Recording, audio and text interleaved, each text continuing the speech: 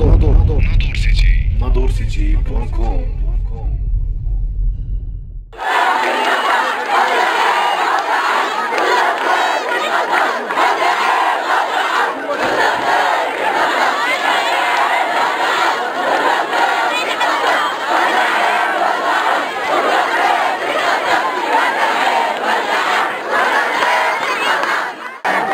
تحية نضالية للأطر العاملة بإعدادية أبو بكر الرازي، أساتذة وأستاذات وطاقم إداري، على هذا الرفض المستميت لهذه المحاولات الممنهجة من أجل شرعنة حق أريد به باطل.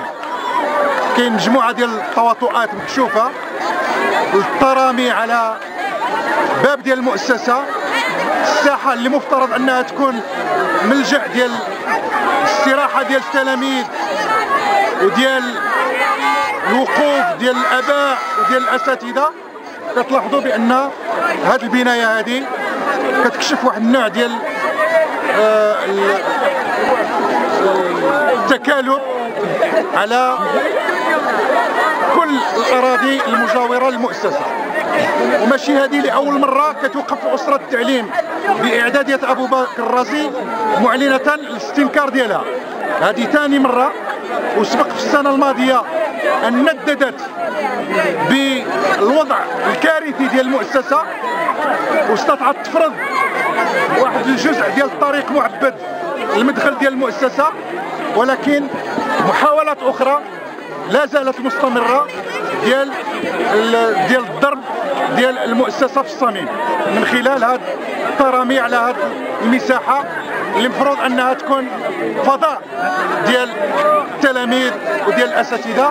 أنتم كتلاحظوا هذه البنايات تبنات في ظرف يومين العطلة ديال عيد الاستقلال ويوم الأحد تبنات هذه البناية هذه. المطلب ديالنا احنا هو أن كنشدوا السلطات المحلية الوصية أنها تدخل من أجل وضع حد لهذا الشيء.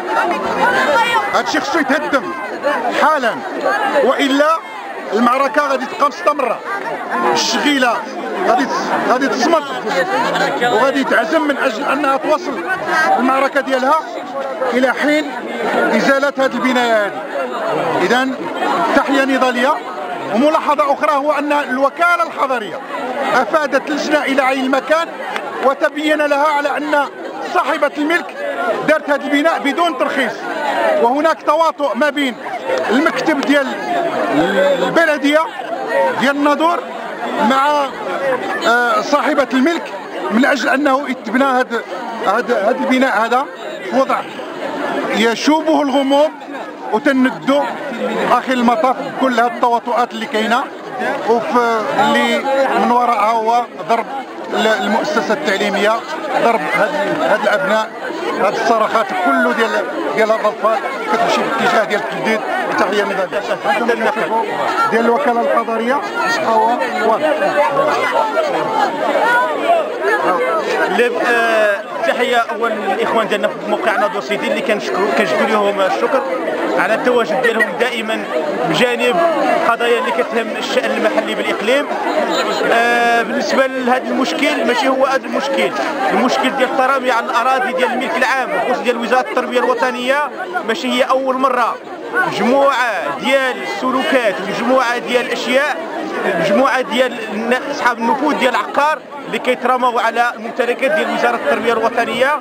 ومن هذا النموذج ديال الاعاده ديال ابو بكر الرازي ماشي اول مره. حنا في النقابه الوطنيه للتعليم العضو في العضو في الديمقراطيه في فيدراليه الديمقراطيه للشغل كان تواجدوا في هذه المؤسسه باش ندوا بهذه البنايه اللا قانونيه. وعندنا المراسله ديال الوكاله الحضاريه اللي معنيه بالامر باش توقف هذه البنايه، ولكن لا حياه لمن تنادي.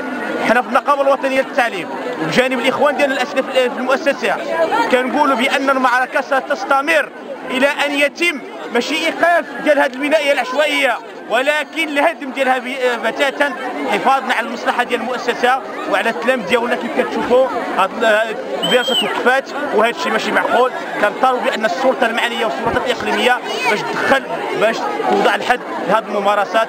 وتحيه للجميع. أبو بكر رازق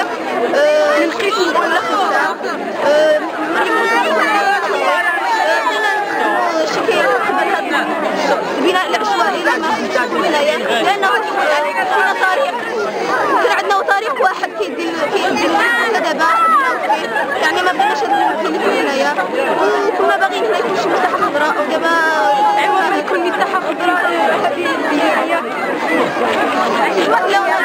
يعني كان عندنا طريق واحد ودابا بلعوه لينا يعني ما وايضا هذه البناية ليست تغيرت هنايا ما عندناش هنايا البناية العشوائية. بسم الله الرحمن الرحيم، الصلاة والسلام على أشرف خلق الله سيدنا محمد عليه أزكى الصلاة والسلام. أولا أثمن المداخلة تاع الإخوة في الفيدرالية الديمقراطية الشغل، كما أثمن مداخلة الإخوة في الفيدرالية الديمقراطية الشغل، وكذلك مداخلة الإخوة التلاميذ، وكذلك نحن في الجامعة الوطنية للمدة التعليم باسم الأساتذة كذلك نستنكر هذه البناية غير قانونية التي بنيت بين عشية وضحاها.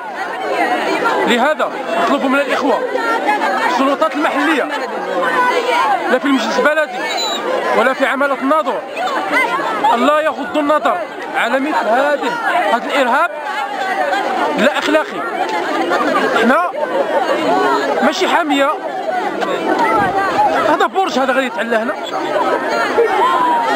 كيبقاو يركبوا على التلاميذ وعلى الاساتذه، يجي على الاقل يحترم الامطار القانونيه. والمشكل اللي مازال نطرحوه حنا لحد الان، كيفاش هذا السيد اللي يعلي بنايه قداش في غياب المسؤولين، غياب السلطات، كيف يحدث هذا شيء نستنكروه باسم الاساتذه، باسم الاطر العامه بالمؤسسه، باسم التلاميذ، لان هذا الشيء غير اخلاقي وغير قانوني. لذا احنا الرساله ديالنا التي نوجهها الى السلطات هي اما حل المشكل وهدم البنايه، والا سيكون تصعيد قوي جدا. وشكرا.